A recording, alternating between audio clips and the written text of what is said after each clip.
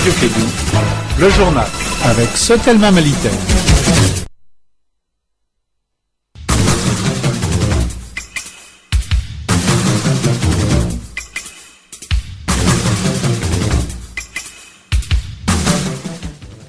Bonjour à tous, il est 13h passé de 4 minutes et bienvenue dans cette édition. Présentation Oumou Dambélé. Les titres. Lutte contre la drogue. L'aéroport de Bamako-Sinou est doté d'une cellule efficace. Lutte contre l'insécurité au Mali. L'Union européenne lance le Cap Sahel pour la formation des policiers, gendarmes et gardes nationaux. Le président de la République a inauguré leur bâtiment hier. Les élus de Tombouctou demandent sécurité dans les différentes localités de la 6e région administrative du Mali. Sport, les éléphants de la Côte d'Ivoire ont reçu une villa d'une valeur de 30 millions et 30 millions en espèces de la part du président ivoirien. C'est tout pour les titres de ce journal. Le développement dans un instant.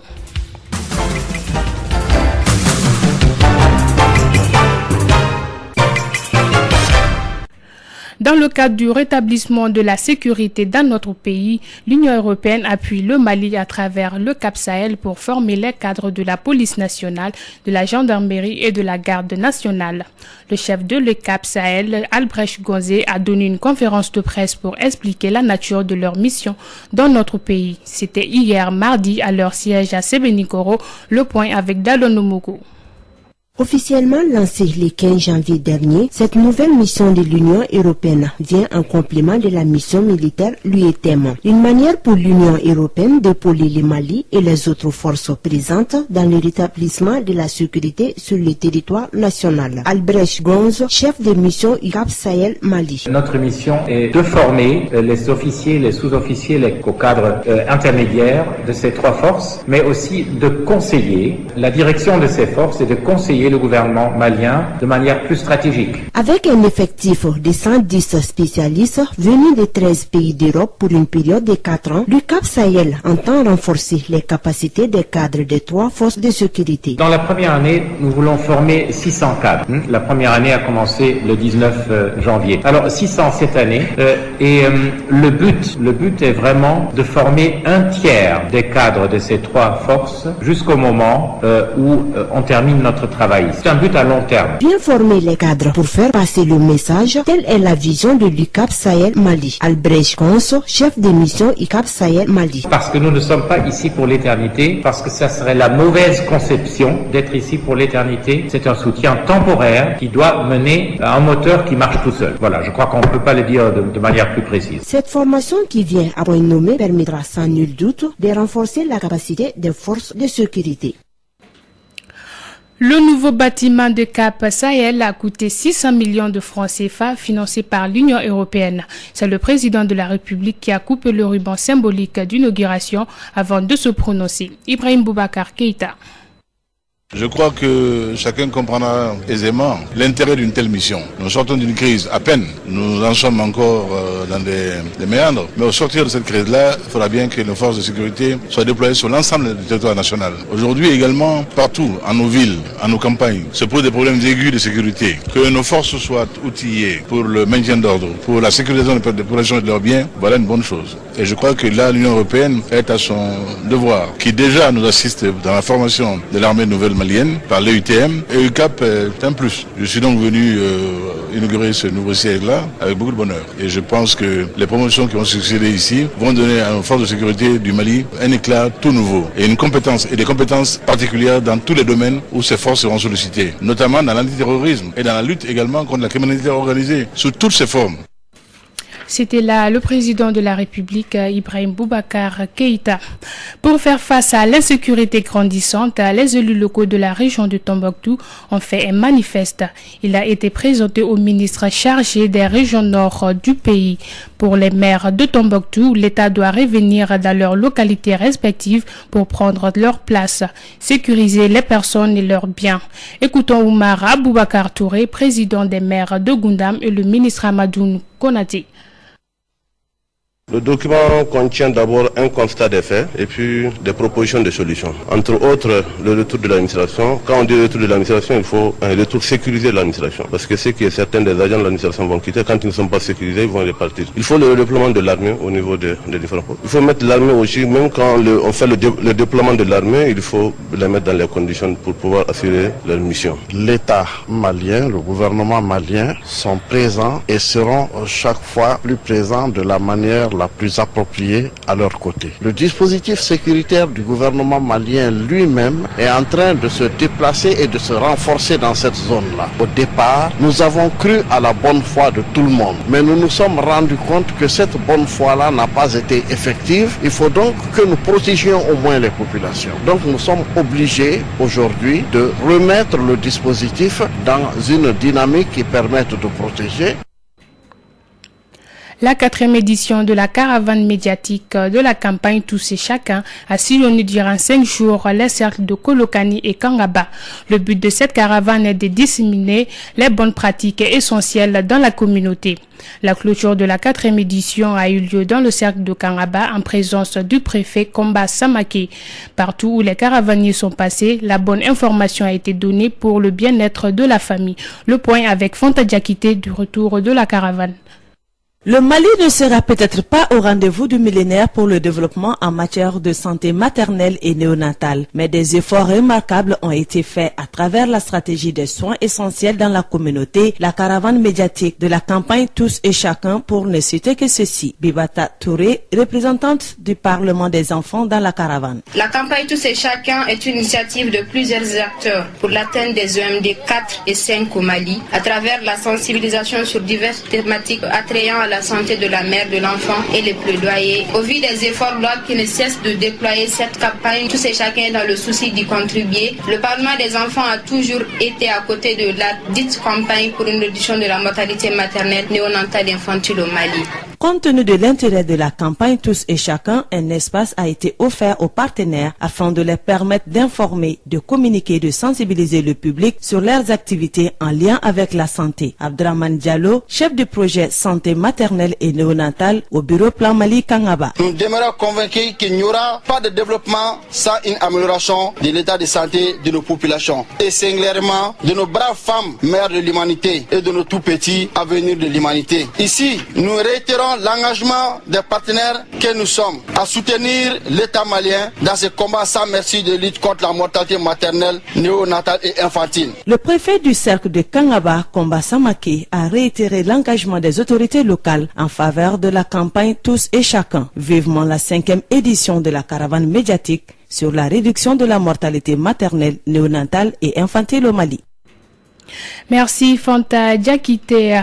Les commerçants des marchés d'Abanani, d'Ibidam, Marché Rose ou encore Grand Marché et le marché de Solo Traoré ont signé une plateforme. Cela afin de parler la même langue, s'entraider, mener des actions communes. La signature de la plateforme a eu lieu hier à Saint-Para Center de Bamako. Cheikh Oumar Diaby du marché d'Ibida et Ousmane Bokoum du marché nous donnent plus de précisions. Moi, je trouve que les marchés du district de Bamako sont confrontés à beaucoup de problèmes. Et en réalité, pour pouvoir faire face à ces problèmes, il faut qu'on soit unis et qu'on se donne la main. Voilà pourquoi est-ce qu'on a décidé aujourd'hui que les grands marchés du district de Bamako se donnent la main et que les alliés qui sont les marchés communaux les suivent et leur donnent la main aussi pour que finalement, face à tous les défis, on puisse les confronter, unis, les mains dans la main pour que les choses puissent aller autrement maintenant. On a signé ensemble, les 4 marchés ont signé pour se donner la main face à tous les problèmes, de s'entraider et que ça soit de façon réciproque. Et aussi, ils sont jurés de ne pas se trahir, de ne pas se lâcher face à n'importe quelle circonstance. Que nous avions l'impression que les marchés sont devenus des enjeux et des enjeux de certains même qui sont des auxiliaires entre les marchés et l'État. Il y a l'influence aussi de certains politiciens, il y a l'influence aussi même des ministres. Cela n'est pas normal. Nous avions tous œuvré à un moment donné pour le changement. Nous constatons que les pratiques restent. Parce qu'aujourd'hui, il suffit que ces 4 grands marchés s'enriment pour que tous les marchés touchent. Donc, ils ont pris l'engagement désormais. Les défis qui font face à eux, ils ne peuvent plus rester donnés à qui que ce soit pour les résoudre. Eux-mêmes, ils sont capables de les résoudre. Lorsqu'on a créé le collectif des marchés du district de Bamako, il faut que les vrais acteurs se mettent en place. La cellule antidrogue de l'aéroport de Bamako-Sénou se renforce. Elle vient d'avoir des locaux flambant neufs avec des matériels de qualité afin de traquer les délinquants et bandits qui tentent de voyager en cachette avec de la drogue. Certaines personnalités qui ont pris part à la cérémonie d'inauguration de cette cellule au niveau de l'aéroport de Bamako ont donné leur avis. Les cas sont dotés des outils de communication SYNCOM de l'Organisation mondiale des douanes et IBANCATET de l'Interpol pour être ensuite connectés à des bases de données qui permettent la transmission en temps réel entre aéroports internationaux d'informations opérationnelles visant à intercepter les envois frauduleux et les trafiquants. C'est la combinaison de tous ces efforts qui a permis au personnel de la cellule aéroportière du Mali de s'approprier des techniques et moyens de contrôle ayant abouti à la saisie de grandes quantités de cocaïne, méthamphétamine, le résine de cannabis et d'autres objets précieux comme l'or avec l'interpellation de plusieurs personnes de nationalités diverses. S'agissant de l'aéroport international de Bamako-Sénou, les trafics illicites y compris, ils sont de plus en plus intenses. Ces activités illicites qui évoluent exigent de notre part une adaptation constante, non seulement en termes de formation et d'équipement, mais aussi et surtout en termes d'échange, de renseignements à temps réel dans un cadre sous-régional, régional et même international. C'était là quelques avis de participants. La Banque mondiale et le ministère de l'économie et des finances organisent une table sur la pauvreté au Mali. Les participants à cette rencontre pensent qu'il faut des diagnostics avant le financement de tout projet. Désormais, pour les réalisations des projets et autres infrastructures, il faut une gestion intégrée en lieu et place de la gestion fragmentée. C'est l'avis d'Aboubacar Traoré, expert en fiscalité. Il est suivi du ministre de l'économie et des finances, Mamadou Diarra dit Igor. La multiplication des diagnostics n'est pas mauvais en soi. Je pense que ce qui est mauvais, c'est que, comme par le passé, c'est ce qu'on semble déplorer. Il y a eu des diagnostics, on a identifié des situations de très grande précarité. Les réponses appropriées n'ont pas été apportées, en tout cas pas suffisamment. C'est ça la question. Il faut aussi poursuivre une approche intégrée des politiques. Je crois que ce qui nous manque jusqu'ici, c'est qu'on n'a pas une vision intégrée. Tout est fragmenté. On fait des routes par-ci, on est en train de construire un pont par-là, on fait une école par-ci, il y a un projet qui est en train de naître par-là.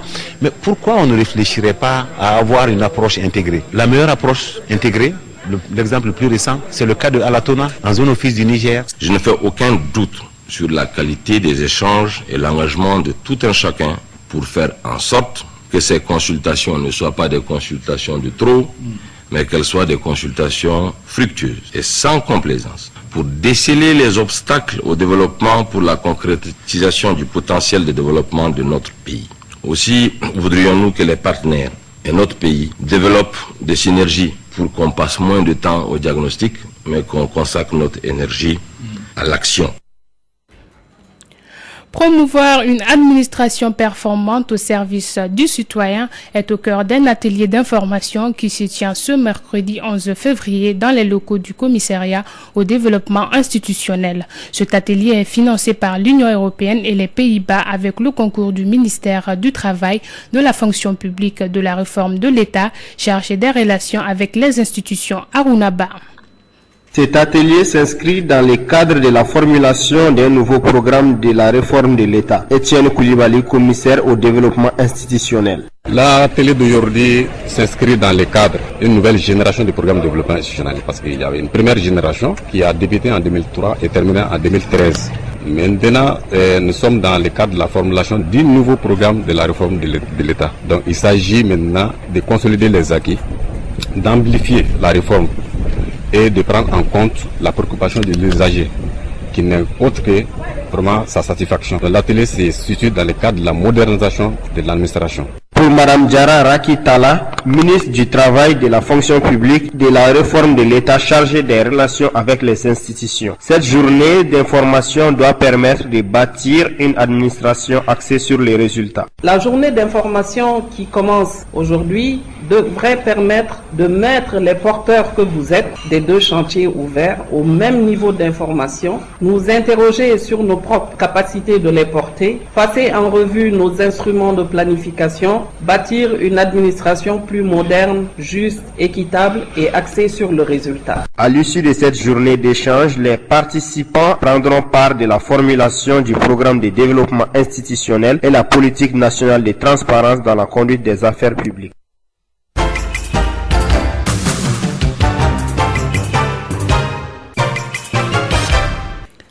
Page sport de ce journal, le groupe des opposants de la Fédération malienne de football a animé un point de presse ce matin au siège du patronat à l'ACI 2000. Au cours de ce point de presse, le coprésident Boubacar Mozon Traoré a fait le point rendu de leur rencontre avec le ministre des Sports. Il est au micro d'Ousmane Traoré. Pour ce qui est du championnat, là aussi le ministre nous a reçus. Et on est convenu avec lui que nos clubs ont besoin de compétir dans les compétitions locales comme dans les compétitions internationales. Donc nous avons dit que nous serions prêts à reprendre le championnat, mais il y a des conditions. Nous ne sommes pas prêts de reprendre le championnat sous ce comité exécutif entre guillemets. Si le championnat est repris, le secrétaire général adjoint peut gérer la situation et donc nous serons d'accord à participer à ça. Mais ça c'est le premier point. Le deuxième point, la 6e journée pour nous elle n'est pas jouée.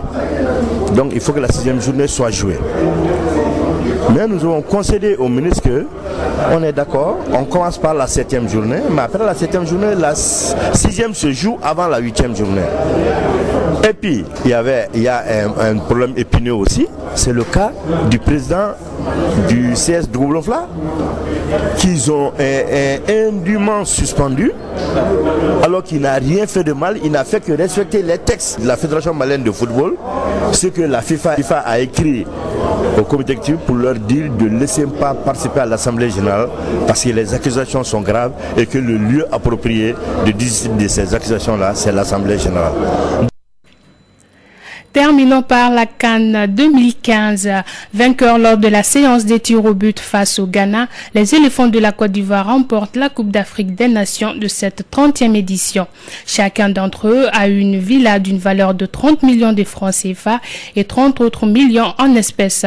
L'entraîneur des éléphants a bénéficié de 75 millions de francs CFA des mains du président ivoirien. Les supporters, quant à eux, ont eu 20 millions de francs CFA. C'est tout pour cette édition de 13h qui vous a été présentée par Oumou Dombele, mise en onde à Boutouré. Merci de rester fidèle au programme de la Radio Clédou.